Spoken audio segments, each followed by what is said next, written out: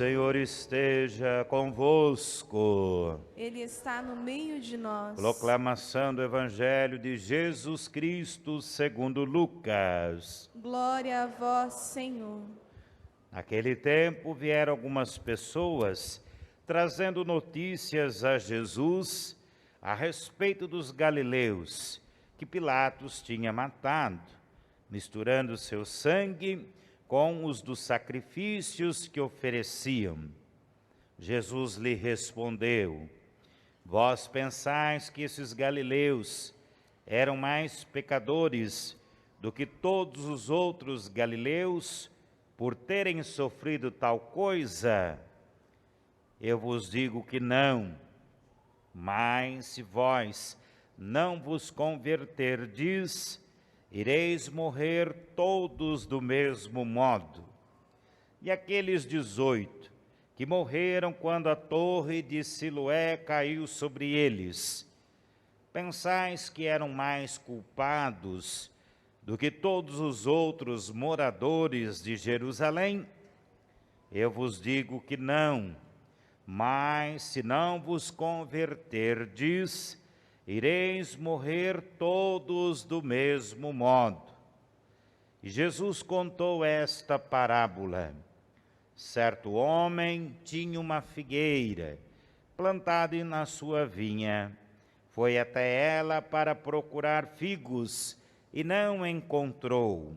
Então disse ao vinhateiro: já faz 3 anos que vem os figos nesta figueira e nada encontro. Cortai-a, porque está ela inutilizando a terra? Ele, porém, respondeu: Senhor, deixa a figueira ainda este ano, vou cavar em volta dela e colocar adubo. Pode ser que venha dar fruto. Se não der, então tu a cortarás. Palavra da salvação. Glória a vós, Senhor. Podemos nos sentar.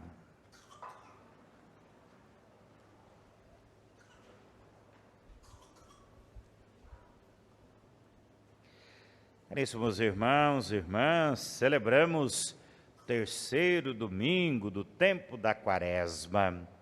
Estamos na metade da preparação para a Páscoa do Senhor. Então, os frutos dos nossos propósitos quaresmais, a caridade, a oração e o jejum, já devem começar a se expressar pela nossa conversão, pela nossa mudança de vida, pelo nosso compromisso com o reino de Deus. Sabemos que quando a vida humana passa pelas maiores dificuldades, é que Deus se coloca mais próximo de nós. Mas existe também uma tendência que foi muito presente no Antigo Testamento, que nós chamamos de teologia da retribuição. Se as coisas estão bem, se tudo está certo, é porque existe a bênção de Deus. Se a vida vai mal, se as coisas não deram certo, então existe o castigo de Deus. E neste final de semana, Jesus vai dizer exatamente ao contrário. O castigo, que para nós é o mal que vemos, não vem de Deus, mas vem do pecado. É provocado, produzido por aqueles e aquelas que estão no pecado. Deus propõe a vida para todos, mas infelizmente o pecado tira a vida também. Tira a vida do pecador e em algumas situações tira a vida dos inocentes. Por isso que quando contaram para Jesus sobre a morte dos galileus, que Pilatos realizou enquanto eles ofereciam o sacrifício, Jesus vai dizer que eles não são piores do que nenhum outro pecador. E ainda Jesus dá outros exemplos de morte, em que inocentes perderam a vida por causa do pecado. Hoje nós temos o conflito entre a Ucrânia e a Rússia, e lá morrem os soldados, os que querem lutar, os que são obrigados a lutar. Lá morrem os civis, homens, mulheres, idosos, crianças inocentes. E mais do que isso, às vezes morre a esperança, morre a possibilidade da justiça, da verdade, da paz. E isso não pode ser interpretado, compreendido como castigo de Deus, mas é a força do pecado que insiste de qualquer maneira em tirar a vida e a dignidade humana. E então nós poderíamos pensar num castigo, ou mesmo na morte, para aqueles e aquelas que provocam a guerra, que são favoráveis à guerra, que permitem a guerra acontecer. Mas Jesus também quer dizer que também a eles existe a oportunidade da conversão, do arrependimento, o abandono do pecado, da ambição, da injustiça. Deus não age de forma imediatista, Deus não age de forma vingativa, Deus age sempre com um propósito: salvar a vida humana das consequências do pecado, da cegueira do pecado, da escravidão do pecado.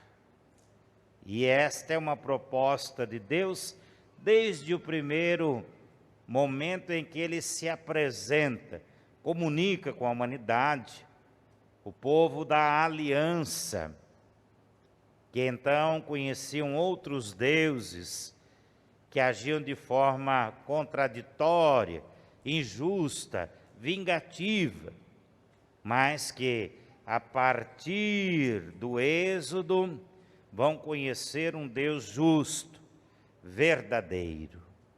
Na primeira leitura existe uma teofania, uma manifestação de Deus visível.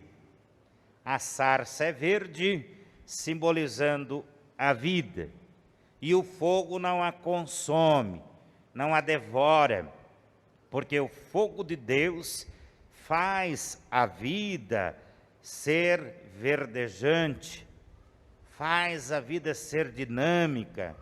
O fogo de Deus não queima, não fere, ele aquece, ele ilumina, ele cura. E então Moisés pergunta: o que vou dizer ao meu povo? Quem tu és de verdade, Senhor? E então diz Deus: eu sou aquele que sou. Eu sou o Deus de teus pais e serei o Deus de todas as gerações. Este é o meu nome para sempre, e assim serei lembrado de geração em geração. Antes de nós, Deus já existia. Antes de o povo de Israel, o povo da aliança, Deus já existia. E até mesmo antes do pecado, da desobediência, Deus já existia. Deus que cuidou dos nossos pais, dos nossos avós, de todas as gerações antes de nós, é o mesmo Deus que quer e que continua cuidando da vida humana. Por isso que no meio do caminho da Quaresma, nós temos que ter clareza do nosso caminho, de quem nós vamos encontrar, quem nós queremos encontrar neste caminho, e de que caminhada da Quaresma nos faz, sim, passar pela paixão da cruz, mas também nos faz transformar, libertar, faz renascer uma vida nova e diferente. Nós cantamos no Salmo: o Senhor é bondoso e compassivo. Não podemos esquecer os seus favores, não podemos negar o seu carinho e a sua compaixão. Este Deus é grande no amor, e é o amor de Deus a esperança da salvação da humanidade, de vencermos com Cristo todas as consequências de morte do pecado. Paulo, na carta aos Coríntios, faz o resumo da história da salvação. No passado, nossos pais na fé, Moisés, a libertação e a terra prometida. Em Cristo, a nova aliança. Em Cristo, a igreja. Em Cristo, a vitória sobre o pecado e a morte. Então não podemos duvidar, murmurar, não podemos deixar de acreditar na força de Deus junto de nós, numa força que quer sempre que a vida prevaleça. E para a vida prevalecer, essa força pede conversão constante dos pecados, compromisso com a justiça e com a verdade. Pede que o amor esteja presente em nossos corações. E ainda Paulo faz um alerta: se estamos no caminho da fé, tomemos cuidado, porque quem está em pé também pode cair. Por isso nós vivemos em comunidade, nós nos sustentamos, nos apoiamos, e por isso que é em nós, aqueles e aquelas que têm fé, que Deus se manifesta, que Jesus pode agir, é que o Espírito Santo faz o reino acontecer. Só seremos cortados, dispensados, se não produzirmos os frutos do amor de Deus, os frutos do Evangelho, os frutos dos dons que o Espírito Santo concede a cada um de nós. É Quaresma, é tempo de conversão, mas também é tempo da graça de Deus, da misericórdia de Deus para a nossa salvação.